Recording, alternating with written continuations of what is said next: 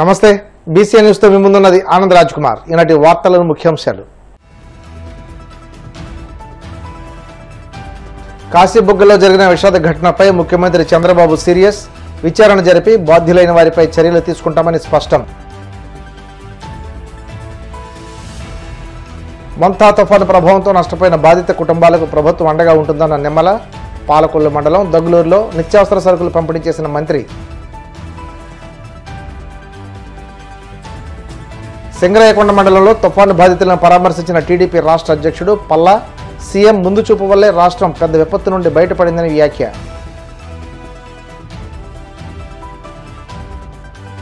దేవుడి పేరుతో టీడీపీ నేతలు చేస్తున్న రాజకీయ కక్ష సాధింపు చర్యలను ఆ దేవుడు ప్రజలు కూడా క్షమించరు.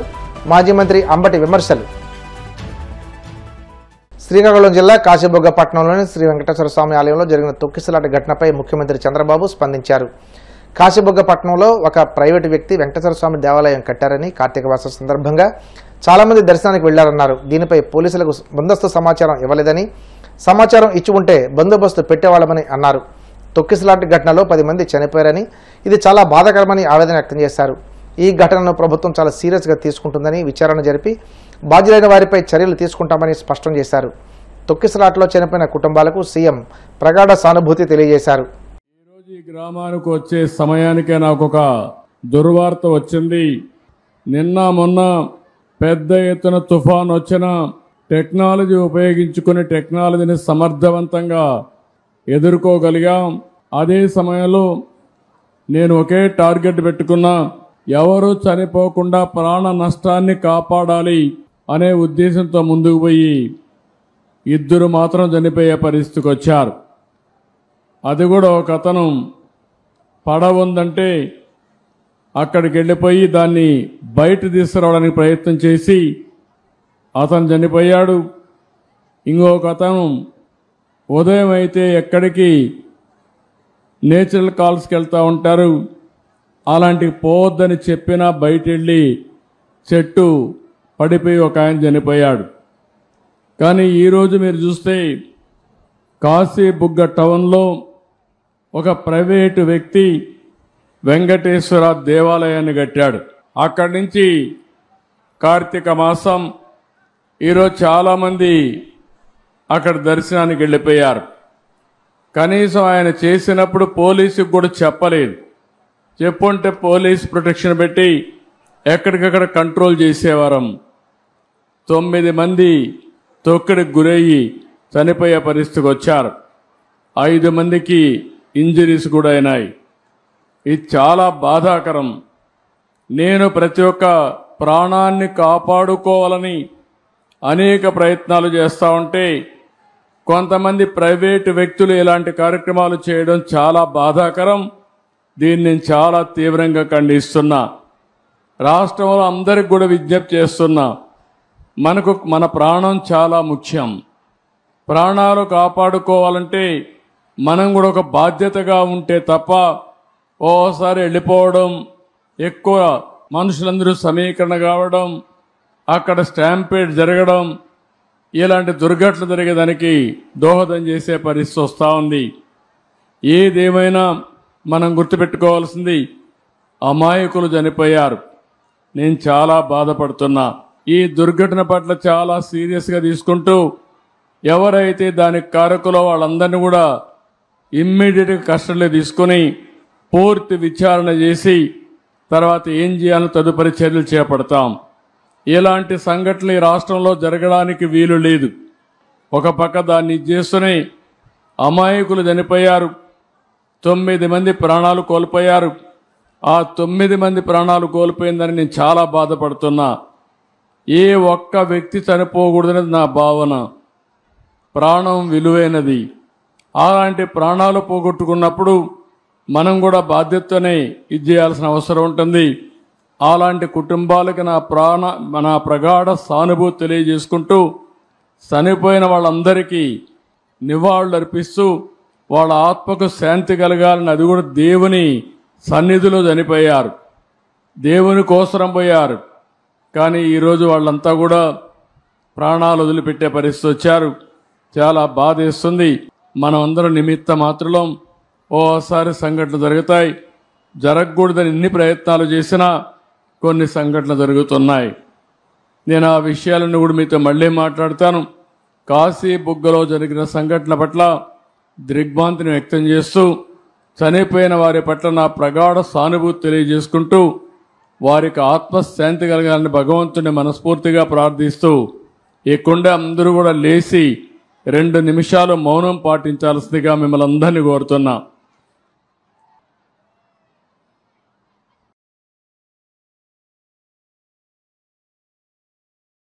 మొంతా తుఫాను ప్రభావంతో నష్టపోయిన బాధిత కుటుంబాలకు రాష్ట్ర జనవనరుల శాఖ మంత్రి నిమ్మల రామానాయుడు నిత్యావసర సరుకులు పంపిణీ చేశారు.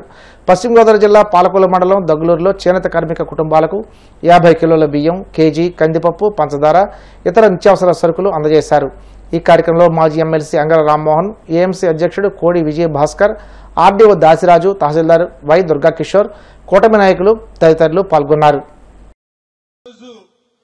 మీ అందరి ఆకాంక్షలకి అనుగుణంగా మీరు అడిగినా అడగకపోయినా ఈరోజు ఈ ప్రభుత్వం మీకు పని చేసుకుంటూ వస్తూ ఉన్నటువంటి పరిస్థితి. ఎందుకంటే గత 5 సంవత్సరాల పాలనలో మీరు చూశారు ఏ రకమైనటువంటి కక్షలు, కేసులు, వేధింపులతో 5 సంవత్సరాల పాలన సాగిందో.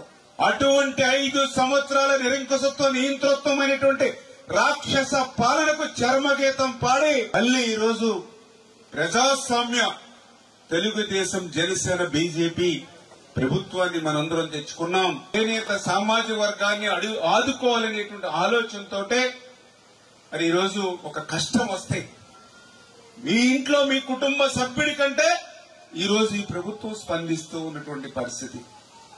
మొన్ననే కేబినెట్ మీటింగ్ లో గాని అనేక డిసిషన్ తీసుకోవడం జరిగింది. ఎవరైతే చేనేత వర్గాలు ఎవరైతే ఉన్నారో మరి అటువంటి మగ్గం వేసేటువంటి వాళ్ళకి కూడా 25,000 రూపాయలు వాళ్ళకి సంవత్సరానికి అందించాలనేటువంటి నిర్ణయం కూడా మరి మొన్న తీసుకున్నటువంటి పరిస్థితి. అదేవిధంగా జీఎస్టీ ఏదైతే 5% ఉందో దాన్ని కూడా రీఎంబర్స్మెంట్ చేయాలనేటువంటి ఆలోచన పరిస్థితి కానీ ఇట్లా చేనేత వర్గాల అభివృద్ధికి, అభ్యున్నతికి ఈరోజు చంద్రబాబు నాయుడు గారు, పవన్ కళ్యాణ్ గారు వీరిద్దరూ కూడా మరి ఈవేళ అవిశ్రాంత కృషి చేస్తూ ఉన్నటువంటి పరిస్థితి. వీరికి తోడుగా నరేంద్ర మోడీ గారు ఆశిస్తారు. అందుకే ఈరోజు మొంతా తుఫాన్ మొన్న మీరు చూశారు. ఒక రాష్ట్రం కాదు 3-4 రాష్ట్రాలను అతలాకుతలం చేసింది మొంతా తుఫాన్.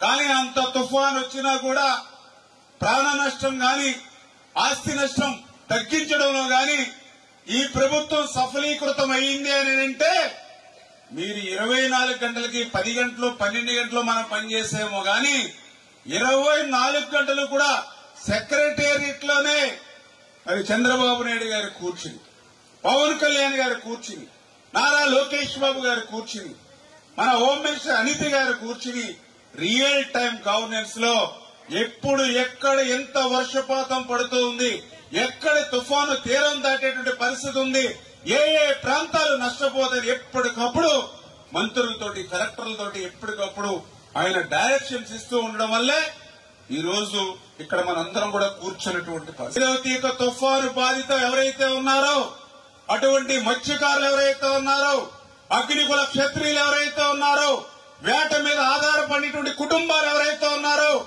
వాళ్ళందరికీ కూడా వేటకు వెళ్లలేక వాళ్ళు నష్టపోతూ ఉన్నారు. కాబట్టి వాళ్ళకి, అదేవిధంగా ఎవరైతే చేనేత వర్గాలు ఎవరైతే ఉన్నారో ఈ అకాల వర్షాల వల్ల మగ్గాల్లో నీళ్లు చేరి వారం 10 రోజులు వాళ్ళకు కూడా పనులుండవనేటువంటి ఆలోచనతో అటు అగ్నికుల క్షత్రియులు, మత్స్యకారులకు, అదేవిధంగా ఇక్కడ చేనేత వర్గాలకి కూడా మరి ఇంత పెద్ద ఎత్తున 50 కేజీల రైస్ ఇవాళ ఒక్కొక్క కుటుంబానికి, అదేవిధంగా 6 రకాలైనటువంటి నిత్యావసర సరుకులు ఈవేళ మీ ఇంటికి గడప గడపకి ఈరోజు అందజేస్తున్నటువంటి. ప్రకాశం జిల్లా సింగరాయకొండ మండలంలో మొంతా తుఫాను బాధితులకు టీడీపీ రాష్ట్ర అధ్యక్షుడు పల్లా శ్రీనివాసరావు పరామర్శించారు. ఈ సందర్భంగా ఆయన మాట్లాడుతూ సీఎం చంద్రబాబు ముందు చూపు వల్లే రాష్ట్రం పెద్ద విపత్తు నుండి బయటపడిందన్నారు. ప్రాణ నష్టం జరగకుండా కాపాడుకోగలిగామని అనుభవజ్ఞుడైన చంద్రబాబు సాంకేతిక పరిజ్ఞానంతో సమస్యలను అధిగమించారన్నారు. మనం పెద్ద విపత్తు నుంచి బయటపడ్డాం. అలాగే రాష్ట్ర ప్రభుత్వం యొక్క ముందు చూపు, రాష్ట్ర ముఖ్యమంత్రి యొక్క ముందు చూపు వల్ల, అలాగే తెలుగుదేశం పార్టీ కూటమి నాయకుల యొక్క సహకారంతో మనం ఈ రోజు ఈ విపత్తు నుంచి బయటపడగలిగాం. ఎంత జాగ్రత్త తీసుకున్నారంటే తుఫానులు వస్తే ప్రాణ నష్టం ఉంటుంది. కానీ ప్రాణ నష్టం జరగకుండా కాపాడడం నిజంగా ఆ ముందు చూపుకి గవర్నమెంట్ కి ఉన్నటువంటి ముందు చూపు అని చెప్పి సందర్భంగా తెలియజేస్తున్నాను. భవిష్యత్తులో ఎలాంటి విపత్తు వచ్చినా సరే ఈ రోజు సమర్థవంతమైన నాయకత్వం చంద్రబాబు నాయుడు గారి ద్వారా, మా యువ నాయకత్వం, మా భవిష్యత్ నాయకుడైనటువంటి లోకేష్ బాబు ద్వారా ఉంది. ఖచ్చితంగా మేము ఎలాంటి దానికైనా ఎదుర్కోవడానికి సిద్ధంగా ఉన్నామని చెప్పి ఈ సందర్భంగా తెలియజేస్తున్నాం. ఇదే విధంగా ఇప్పుడు ప్రూవ్ కూడా అయింది. ఈ రోజు ఈ పరిస్థితి చూస్తే ప్రభుత్వం ఒక ముందు చూపుతో చాలా మట్టుగా మనం కంట్రోల్ చేసుకోగలిగాం. కొంతవరకు ఆస్తి నష్టం జరిగినప్పటికీ కూడా దాన్ని మళ్ళీ ఏ విధంగా మళ్ళీ తీసుకురావాలన్నది కూడా ఆలోచన చేస్తామని చెప్పి ఈ సందర్భంగా తెలియజేస్తున్నాం. అలాగే కష్టంలో ఉన్నటువంటి ప్రజలకి ఆదుకోవాలని ఒక ఆలోచన. తుఫాన్లో నష్టపోయిన అన్నదాతలను ఆదుకోవడంలో విఫలమైన చంద్రబాబు ప్రభుత్వం తిరుమల కల్తీ లడ్డు పేరుతో మరోసారి డైవర్షన్ రాజకీయాలకు తెరలేపిందని మాజీ మంత్రి అంబటి రాంబాబు ఆగ్రహం వ్యక్తం చేశారు. తాడేపల్లి వైసీపీ కేంద్ర కార్యాలయంలో మీడియాతో మాట్లాడుతూ దేవుడి పేరుతో టీడీపీ నేతలు చేస్తున్న రాజకీయ కక్ష సాధింపు చర్యలను ఆ దేవుడు ప్రజలు కూడా క్షమించరని హెచ్చరించారు. లడ్డు వ్యవహారంలో చంద్రబాబు అసత్య ఆరోపణలపై సమగ్రమైన విచారణ జరిపించాలని టీటీడీ మాజీ చైర్మన్ వైవి సుబ్బారెడ్డి దేశ సర్వోన్నత న్యాయస్థానాన్ని ఆశ్రయిస్తే సుప్రీంకోర్టు అడిగిన ప్రశ్నలకు ఇప్పటికీ చంద్రబాబు బదులివ్వలేదన్నారు. కేవలం వైసీపీ నేతలపై కక్ష సాధింపు కోసం దేవుడిని కూడా వాడుకోవడం అత్యంత దుర్మార్గమని మండిపడ్డారు. పన్నును అరెస్ట్ చేయడం ద్వారా మళ్ళా వైఎస్ఆర్ కాంగ్రెస్ పార్టీలో ముఖ్యులైనటువంటి సుబ్బారెడ్డి గారి మీద బురద జల్లే కార్యక్రమాన్ని ఉధృతం చేసేటటువంటి పని చేస్తున్నారు. ముఖ్యంగా సిట్టును నడిపిస్తున్నటువంటి ఎల్లో మీడియా, ఈనాడు, ఆంధ్రజ్యోతి కథనాలు నిన్న ఇవాళ మీరు చూస్తున్నారు. చాలా పెద్ద ఎత్తున ఫ్రంట్ పేజీల్లో కథనాలు రాస్తూ సుబ్బారెడ్డి గారిని బదనాం చేయాలని, బురద జల్లాలని ప్రయత్నం జరుగుతూ ఉన్నది.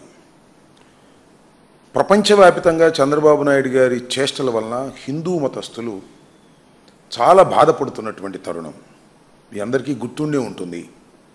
నారా చంద్రబాబు నాయుడు గారు తిరుపతి లడ్డూలో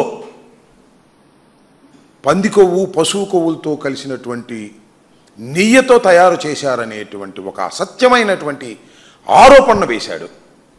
అది లక్షలాది కోట్లాది మంది భక్తులు తినేశారని కూడా చెప్పేశాడు.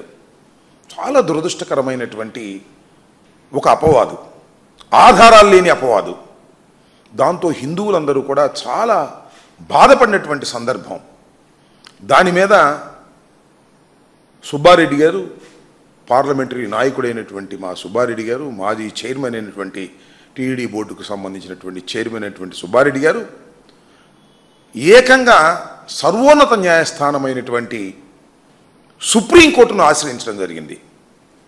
సుప్రీంకోర్టులో విచారణ సందర్భంగా అనేకమైనటువంటి వ్యాఖ్యలు సుప్రీంకోర్టు డైరెక్ట్గా చేసింది. ఆధారాలు లేకోకుండా ప్రసాదంలో, లడ్డూలో కల్తీ కలిసిందని ఎలా చెబుతారు రాష్ట్ర ముఖ్యమంత్రి అనే మాట మాట్లాడారు. అంతేకాదు, అసలు లడ్డూలో వాడినటువంటి నెయ్యిలో కల్తీ ఉందా లేదా తేల్చండి అనే దాని మీద చెప్పారు. అంతేకాదు, అప్పుడున్నటువంటి ఈఓ శ్యామలరావు గారు చాలా స్పష్టంగా చెప్పింది ఏంటంటే, మేము దీన్ని ఎన్డీబీ ల్యాబ్కు పంపించాం, ఎన్డీబీ ల్యాబ్ వారు దీనిలో వనస్పతి అలాంటి కలిసింది అని ఒక సర్టిఫికెట్ చేశారు. దాని కింద డిస్క్లైమర్ కూడా రాశారు.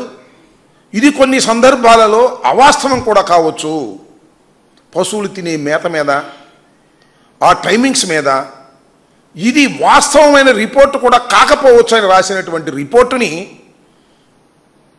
ఈవో గారు చదివి వినిపిస్తే చంద్రబాబు నాయుడు గారు నెయ్యి వాడేశారని అని వాళ్ళ దట్ వాజ్ రిటర్న్ బ్యాక్ అని ఈవో గారు చెప్పాడు.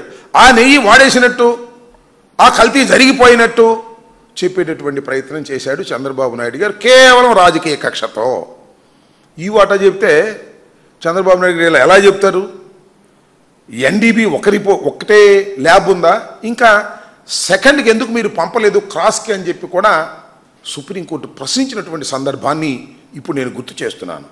టోటల్గా సుప్రీంకోర్టు ఒకటే చెప్పింది, నెయ్యిలో కల్తీ కలిసిందా లేదా అనేది తేల్చమని చెప్పారు. అది మొత్తం సబ్జెక్టు. ఇవాళ చంద్రబాబు నాయుడు గారు చేస్తుంది ఏంటండి, ఇవాళ బురదల్లి కార్యక్రమం మళ్ళీ ఇప్పుడు బయటికి తీసుకొచ్చారు డైవర్షన్ కోసం. సుబ్బారెడ్డి గారి మీద ఏదో ఒక విధంగా బురద జల్లాలనేటువంటి ఉద్దేశంతో సరే ఈ లిక్కరు బొక్కరు వీటి మీద పెట్టి మీరు చేస్తున్నారు, విల్ ఫేస్ ఇట్. చివరికి దైవాన్ని కూడా అడ్డం పెట్టుకొని మీరు సుబ్బారెడ్డి గారి మీద ఇంకా ఇతరుల మీద దాడి చేయాలనో లేకపోతే అల్లరి చేయాలనో మీరు చేసేటటువంటి ప్రయత్నం సరైనది కాదు. మీ తెలుగుదేశంలో ఉంటేనేమో కన్వీనియంట్గా వాళ్ళు ఎస్కేప్ అయిపోతారు, వైఎస్ఆర్సీపీలో ప్రధానంగా ఉన్న వారి మీద కక్ష సాధించేటటువంటి కార్యక్రమాలు చేస్తారు. ఈ కార్యక్రమాలను ఇప్పటికైనా మీరు ఆపుకోకపోతే మీరు ఆనందపడుతున్నారేమో, కాలం గిర్రున తిరిగి వస్తుంది. సమాధానం భగవంతుడు చెప్తాడు, ప్రజలు చెప్తారు. కాస్త జాగ్రత్త చంద్రబాబు నాయుడు గారని మాత్రం ఈ సందర్భంగా చెప్పదు. ఇప్పుడు కాసేపు ప్రకటనలు.